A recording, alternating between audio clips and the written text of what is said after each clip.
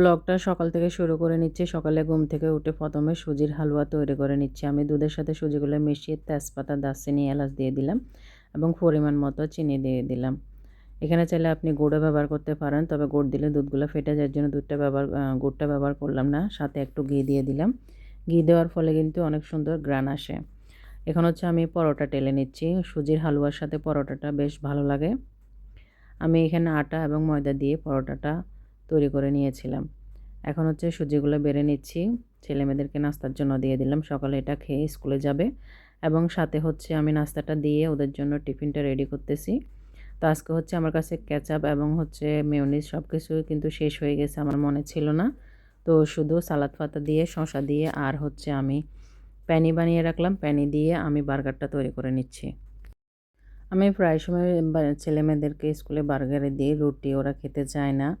অনেক সময় হচ্ছে একটু ভিন্নতা আনি বা কিছু নুডলস দিয়ে দিই। যে সময় যেটা মন চায় ওটা আমি তৈরি করে দিই, যেটা ইজি মনে হয় আর কি।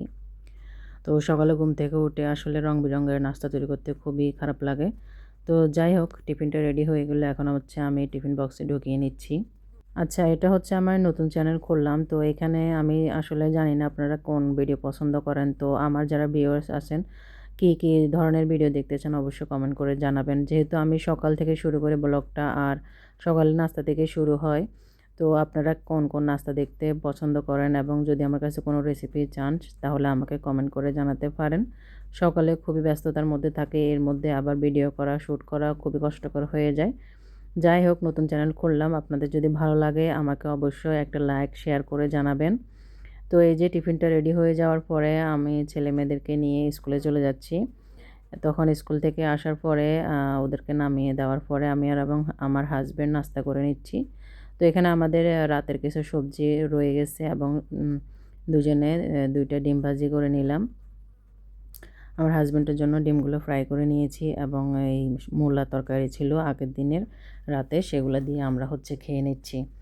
আচ্ছা, আমরা হচ্ছে এখানে কালকে রাতের বেঁচে যাওয়া সবজি ছিল সেটা খেয়ে নিচ্ছি। অনেকে হয়তো মনে করে আগের দিনের সবজি অনেকে পছন্দ করে না। তবে আমি মনে করি যে আগের দিন মূলা তরকারিটা যদি বাসি হয় সেটা খেতে কিন্তু খুবই ভালো লাগে।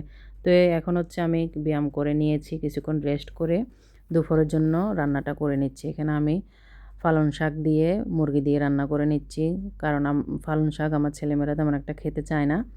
তো মুরগি দিয়ে যদি রান্না করে দিই খুবই মজা করে খায় এবং আপনারা চাইলে এই রেসিপিটা ট্রাই করতে পারেন।